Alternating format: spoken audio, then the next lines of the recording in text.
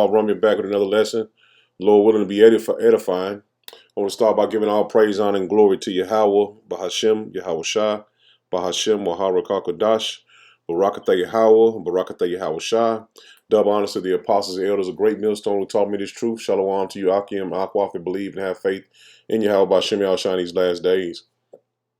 We're at the beginning of Jacob's trouble, man. So let's get into these videos, bring out a couple scriptures, and Lord willing, be edifying. Oh my goodness, y'all are not going to believe what's going on down here. Okay, so aside from these little 545 that have been authorized to use force if they need to, well, we got 700,000.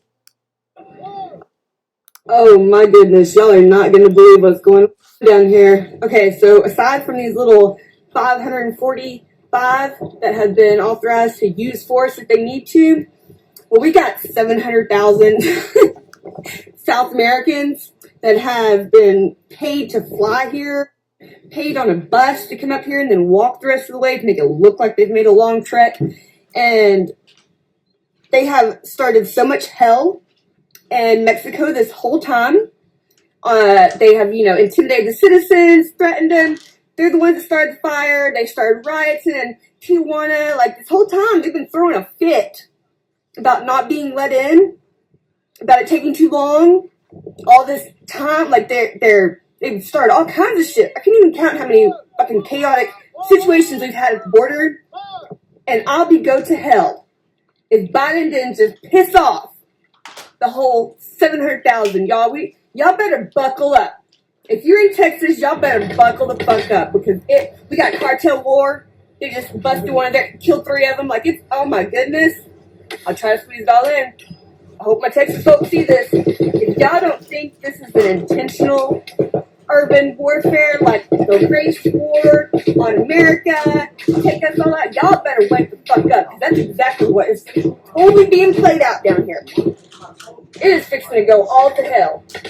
All these desperate people that feel entitled and told to come here, all of a sudden, there's a loophole.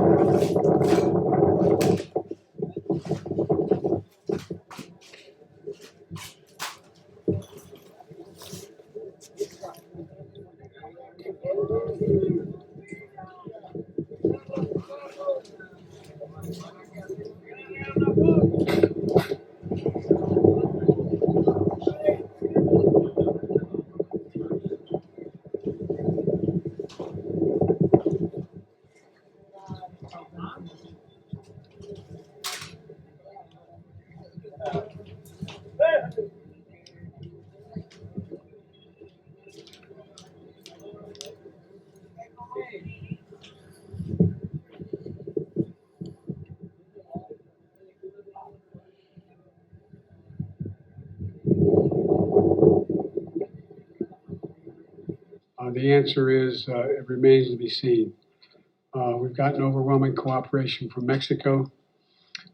We also are in the process of setting up offices in Colombia and other places where someone seeking asylum can go first. So, but it remains to be seen. It's going to be chaotic for a while. So Biden just admitted it was going to be chaotic for a while, man. So as you see, man, this thing is finna hit, and when it hits, it's gonna hit hard, man. And no one is gonna be able to say they didn't know these things were coming. The time of Jacob's trouble, man. 1 second, let me get this to act right. All right, next video. For the first time in my life, I possibly violated international airspace by circling the U.S.-Mexico border. This is what can be seen. You good mainstream media can rent a plane too and come check it out. And this is all due to liberal Biden and Kamala policies. The conservative estimates over the next few days is that 40,000 migrants will pass through each check-in location from Brownsville, Texas to California. That's equivalent to the number of people in half of a U.S. football stadium. Every day at each migrant check-in location. Have a good day. Yeah, man. So this is being strategically done, man. They said that I heard a guy say that they bring in another to take over a nation they invaded, man. And you see exactly that's what they're doing, and he's going to touch in on it as well. I don't know why this bar won't go down. I don't know why it won't go down. But here, let's get into it. I asked you off camera, I said, what's next? I mean, when they wave the white flag of surrender, what's next? And you sent me one word answer. And that answer was war. War. And that's what we're facing now, unless the Biden administration does something. I mean, do you see any other way out of this? No, I don't see a painless way out, or even a marginally pain. This is outright war, and this is a weaponized migration. It's an old strategy that's been used for centuries. Very effective. Basically, just flood another country with your operatives and then take it over. I mean, you can arm them once they're here, right? Which is already happening.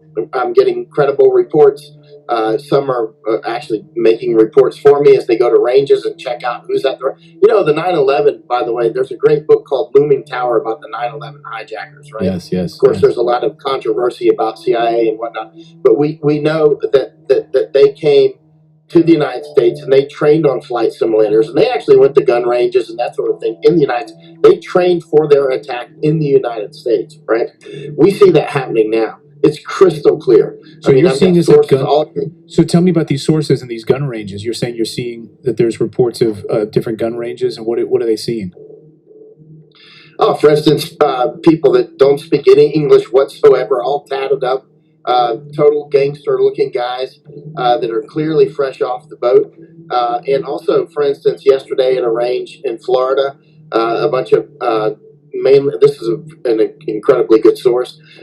Mainland Chinese people speaking Mandarin. He actually spoke with them. They didn't speak much English, but one of them already had a concealed carry permit in Florida. I mean, this was a. You know, this is interesting. You remember China Ninja that we talked about last time, who he tried to get to Florida on the boat, got intercepted by the U.S. Coast Guard on March 8th.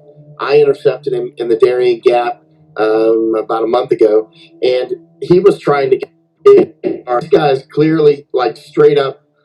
I mean, if he's not a spy, I would be just amazingly surprised, right? And it doesn't mean he's a great spy. Remember, a lot of these low-level people, these low-level paramilitaries are mass-produced. You can't mass-produce the 007 types, right? But you can mass-produce a lot of the paramilitaries. And clearly we have a lot of those coming in. It's really obvious. You see the Chinese coming to the Darien Gap, for instance. They're usually coming in 5 to 10 man groups. By the way, most of the people that are coming across the border are military-age males from all countries, right? So you got military-age men coming from all nations, man. They're strategically doing this, man. He told you exactly how they use this. It's a tactic they use to invade another country, man. And they're going to arm them as soon as they get here. So that's probably why you've been seeing those Chinese bases, police stations and shit, man. They buying up all the agricultural companies. And we don't really know for sure, but you put two and two together, man. A lot of Chinese bases are in Canada as well, man. And now they have some type of deal going on with China and Canada where they sending each other's diplomats back, man. So Canada and America is going to be a target of this great destruction, man. Which Babylon and Great, we know for a fact is going to be utterly wasted, man. But the Lord is strategically doing these things, man, to bring in Jacob's trouble and to make all hell break loose, man. I mean, I'm not going to, get a whole bunch of scriptures because, we hammered them home several times, man. All the brothers have hammered these scriptures home, man. So everybody should know these scriptures off the top of their head. Somebody say the time of Jacob's trouble, Jeremiah 30 verse 7, man. And we'll start with that. It says, at last, for the day is great, so that none is like it. It is even the time of Jacob's trouble, but he shall be saved out of it, man. So Lord willing, we be a part of the hopeful elect, and the Lord will save us out of the time of Jacob's trouble, man. Because you can see that we are here, man. There's no other way around what we just witnessed, man. These people are coming in. They said 40,000 by the day, man. Middle-aged men fighting, man. Age fighting men, man. So the Lord is telling you, man, get right, Jake. The time is here. It says, this is Daniel 12 and verse 1. It says, and at that time shall Michael stand up, the great prince, which standeth for the children that standeth for the children of thy people. So Michael is telling you he's only for the let's get that, man. Let's get that. Because a lot of people don't know why Michael is coming. It's a specific reason why Michael is going to have to come for the children of Israel, man. Michael 12 and 1. Let's get Michael, man. The meaning of Michael. It's H4 43:17, meaning who is like the Most High Power, man, who is like God. And also, what it says, one of the chief or first archangel who is described as the one who stands in time of conflict for the children of Israel. See that? He's coming back for the children of Israel, man. It didn't say the Moabites. It didn't say the Edomites. He said for the children of Israel, you blacks, Hispanic, and Native Americans, man. So the Lord is letting Michael come back. I ain't going to say letting Michael come back. He is sending Michael to the earth for this specific reason, man. Again, Daniel 12 verse 1, it says, and at that time shall Michael stand up, the great prince, which standeth for the children of thy people. So, let me slow down, man. I always got to tell myself to slow down, man, when I get in these scriptures. It says, and there shall be a time of trouble, such as never was since there was a nation, even to that same time. And at that time, thy people shall be delivered, every one that shall be found written in the book, man. And the hopeful elect is written in the book, not the other Israelites, man. 2/3 ain't written in the book, man. Only the hopeful elect is written in the book, man.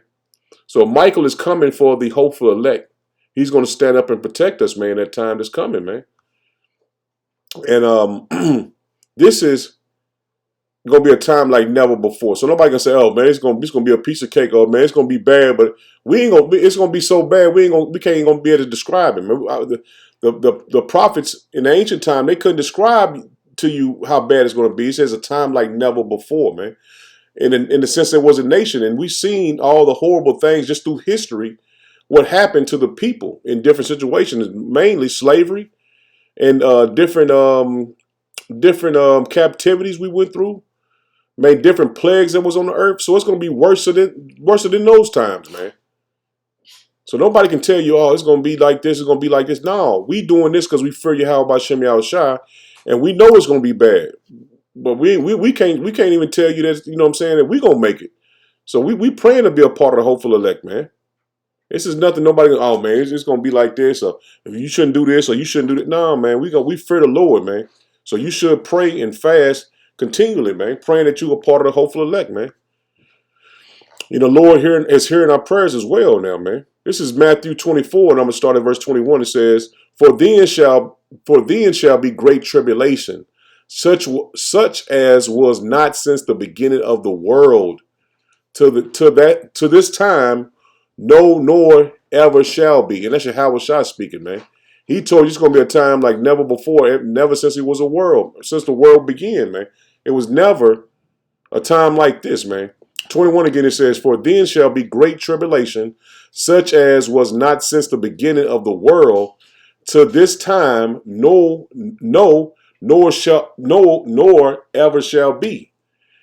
And except those days be shortened, there shall no flesh be saved, but for the elect's sake, those days shall be shortened, man. So the Lord is saving the days, shortening the days for the hopeful elect to get out of here. So we're gonna scarcely be saved out of this destruction that's coming, man. But all hell is about to break loose, man. The time of Jacob's trouble is at hand, man. Let's get one more, and I'm gonna end it, man, because we hammer these scriptures home pretty much almost every lesson, man, telling you or warning you what's coming. And we want everybody to make it, man. It's I'm dealing in this truth, man. Been believing and having faith in Yahweh Shem Yahushua, staying in the same doctrine of the apostles and elders, a great millstone who taught us this truth and everything they warned us about and taught us is happening, man.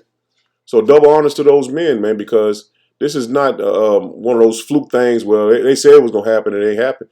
Exactly what they prophesied was happening is happening through the scriptures, man.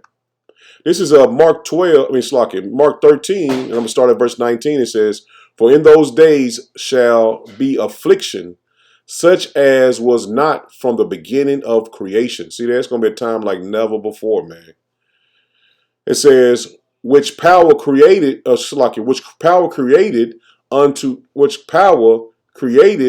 this time neither shall be, except that Yahweh Bashem Yahushua has shown in those days no flesh should be saved, but for the elect's sake,